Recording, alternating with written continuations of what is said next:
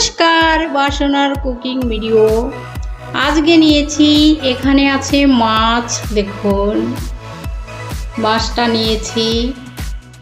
এখানে আছে রুই মাছ, হলুদ, লঙ্কা, লবণ। মাছটা এখন মাখিয়ে নেব হাত দিয়ে। দেখুন দেখুন মাখানোটা হয়ে গিয়েছে, সেই লেস সুন্দরভাবে মাখিয়ে ফেলেছি।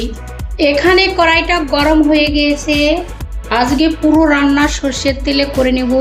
প্রথমে সর্ষের তেলটা দিয়ে দিচ্ছি, পরে গিয়েছে সর্ষের তেল, অল্প পরিমাণ লবণ দিয়ে দিচ্ছি, একটু নেড়ে নেব। তেলটা গরম হয়ে গিয়েছে। এখানে আছে লবণ হলুদ মাখানো মাছ। মাছটা লাল করে ভেজে নেব। মাছটা লাল করে ভেজে নিয়েছি, দেখুন একদম মচমচে করে। এখন উঠিয়ে নেব। এই দেখুন সেই মাছের পিস লাল করে ভেজে নিয়েছি। এখানে এই তেলে বাকি মাছগুলো ছেড়ে দিচ্ছি, এটাও লাল করে ভেজে নেব। এখানে মাছগুলো ভেজে ফেলেছি, দেখুন একদম লাল লাল করে আর মুচমুচে করে ভেজে নিয়েছি, দেখুন এই দেখুন। আর সেই মাছের মাথাগুলো দেখুন, মাথাগুলো লাল করে ভেজে ফেলেছি। এই দেখুন এখানে পুরো মাছ ভেজে ফেলেছি। ফোড়নে দিচ্ছি শুকনো লঙ্কা, একটু জিরে। দেখুন ফোড়নটা হয়ে গিয়েছে। এখানে আছে পেঁয়াজ, পেঁয়াজটা দিয়েছি, এখন নেড়ে নেব। এখানে দেখুন পেঁয়াজটা লাল করে ভেজে নিয়েছি। এখানে আছে টমেটো কুচি, এটাও দিয়ে দিচ্ছি। টমেটোটা একটু লাল করে ভেজে নেব। স্বাদ অনুসারে লবণ দিয়ে দিচ্ছি, এখন নেড়ে নেব। এখানে দেখুন মশলাটা ভালোভাবে কষিয়ে ফেলেছি। এখন দিয়ে দেব গুঁড়ো মশলা, হলুদ দিয়ে দিচ্ছি, লঙ্কা, জিরে ধনে গুঁড়ো সব হয়ে গিয়েছে গুঁড়ো মশলা। এখন নেড়ে নিচ্ছি। এখন শুধু মশলা থেকে তেল ছাড়ার অপেক্ষা।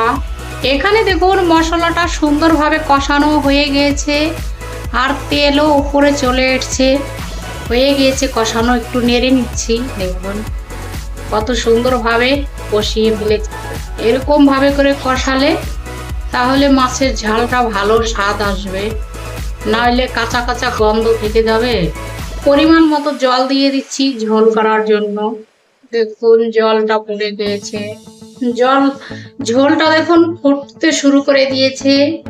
এখানে আছে ভেজে রাখা সেই মাছ, এখন ছেড়ে দিচ্ছি, একটু নেড়ে নিচ্ছি। মাছটা পড়ে গিয়েছে, দেখুন সুন্দরভাবে ফুটতে শুরু করে দিয়েছে।